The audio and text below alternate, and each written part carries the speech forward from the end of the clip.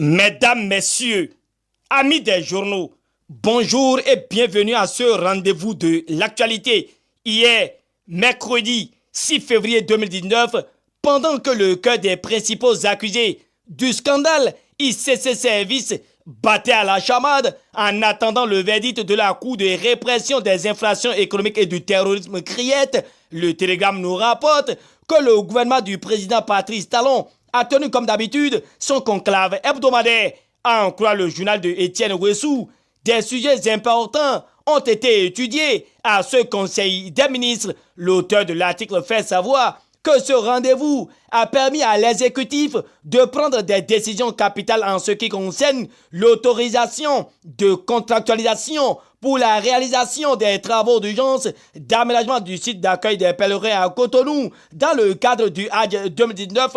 Pour ne pas discourir, le Télégramme donne lecture du compte rendu du Conseil des ministres tenu ce mercredi. Même son de cloche par la nation qui relève que le gouvernement, en relation avec la communauté musulmane, a identifié un espace au quartier Akpakpa à Cotonou en vue d'ériger quelques bâtiments à la faveur des pèlerins venant de l'intérieur du pays et en partance pour le Hajj 2019 prévu pour le mois d'août prochain. D'ici le mois de juin 2019, le pavage de la cour du site ainsi que les toilettes et les douches, sans oublier le local administratif accompagné de la réalisation d'une allée de circulation des véhicules, puis des zones d'accueil et de repos seront une réalité au regard de l'autorisation des travaux d'urgence d'aménagement du site d'accueil des pèlerins. Le Béninois libéré voit Talon en bon disciple d'Allah. Le journal de Aboubakar Takou nous situe par rapport à l'adhésion du Bénin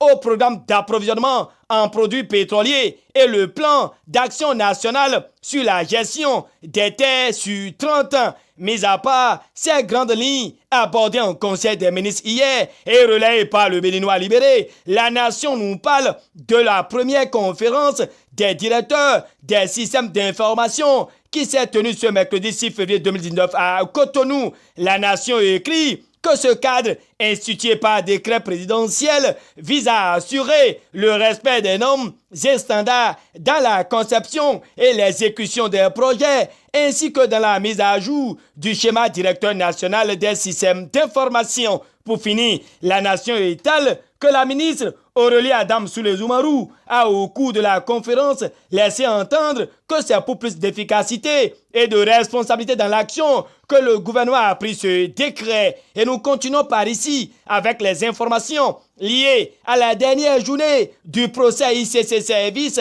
à la Cour de répression des infractions économiques et du terrorisme. À la matière, le Télégramme nous livre les chaudes répliques après les plaidoiries. Mais la nation clame la fin de ce procès dont le délibéré fixe les accusés sur le sort. Au total, le quotidien du service public clarifie que 2 des accusés sont acquittés et 6 sont condamnés. Oui, c'est 10 ans de prison qui a été retenu pour Guy Akplogan et Émile Tegbenou, précise le matinal. Mais Matin Libre relate que les 2 cerveaux de cet arnaque du siècle ont encore quelques mois de prison et rassure, comme le matinal, que la Cour de répression des infractions économiques et du terrorisme en quête de légitimité promet le remboursement des victimes. Néanmoins, Matin Libre murmure au sujet des 27 milliards de francs CFA.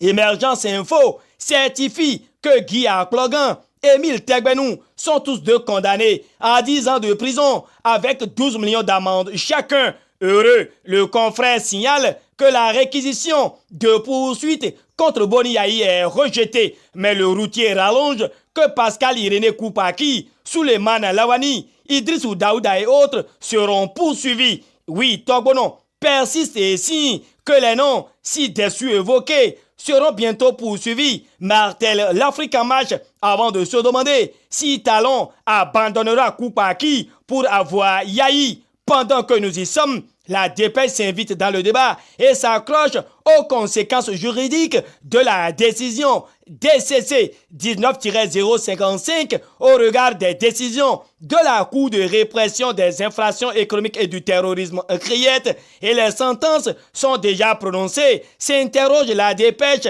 En tout cas, l'Afrique en marche insiste que la décision de la Cour met à mal l'autorité de la chose jugée. Tels sont les propos de Sylvain Akindes et rapportés par l'Afrique en marche d'une norme querellée à une autre et le Télégramme index l'ambiguïté de l'article 242 du Code électoral. Suivant ce canard, la Cour constitutionnelle est saisie et invitée à casser cette disposition qui, selon les analyses de Nouruddin Saka Saleh, amène la Cour constitutionnelle à nommer les députés, alors que son rôle, selon l'article 117 de la Constitution, est de connaître du contentieux des élections. Plus les jours s'égrènent par rapport aux législatives du 28 avril 2019, plus les informations y afférentes se multiplient avec ces rayons. Quotidien Lumière étale qu'après le quitus fiscal, c'est le certificat de conformité qui est exigé par la Commission électorale nationale autonome. Donnant sa touche à cette actualité, l'Afrique en marche voit le quitus fiscal comme un passage au tamis, mais le confrère relève que les mouvanciers sont sereins pendant que les opposants sont inquiets. Si les opposants sont inquiets par rapport au quitus fiscal, le Télégramme a noté pour sa part un grand sourire au marché d'Antokpa parce que les 608 sinistrés de l'incendie d'octobre 2015 ont reçu leur chèque de près de 1 300 000 francs CFA chacun. Le Télégramme rapporte que le montant total distribué aux sinistrés s'élève à 278 315 697 francs CFA. Talon tient une promesse ferme et soulage les femmes avec la mise en œuvre du crédit digital, écrit La Relève dans sa parution du jour. Suite à sa conférence de presse en date du 12 octobre 2018, le Télégramme publie dans ses colonnes que l'autre Ouenou fait son mea culpa et demande pardon à Talon. Fin de cette revue de presse, réalisation et présentation Gutenberg Sou, GS Communication vous remercie de votre aimable fidélité à ce rendez-vous quotidien. D'ici à là, portez-vous bien et à demain pour un autre son de cloche.